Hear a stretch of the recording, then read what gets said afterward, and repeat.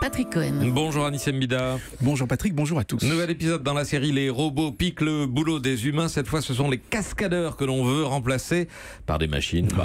Il n'y a plus de cascade. Alors. Oui, bien dans les films d'action, quand quelqu'un sautera d'un gratte-ciel ou qu'on le verra valdinguer en l'air après une explosion, ce sera ni Tom Cruise ni sa doublure, mais un robot programmé pour réaliser les cascades les plus dangereuses.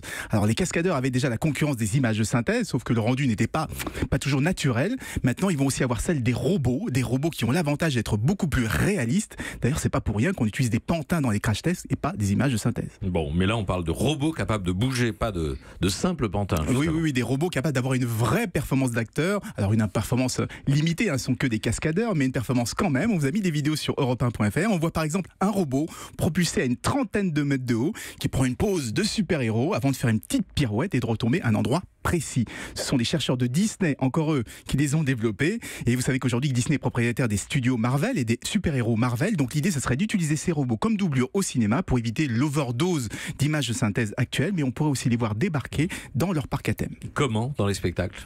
Oui, jusqu'ici, ils utilisaient des marionnettes assez basiques, comme dans l'attraction Pirates des Caraïbes. Et bien demain, on pourra avoir des robots Spider-Man qui virevoltent vraiment sous nos yeux, exactement comme dans le film. Mais si on veut voir de vrais acrobates prendre de vrais risques, et bien là, c'est au cirque que ça va se passer. Merci à vous, Anissem Bida. Europe 1.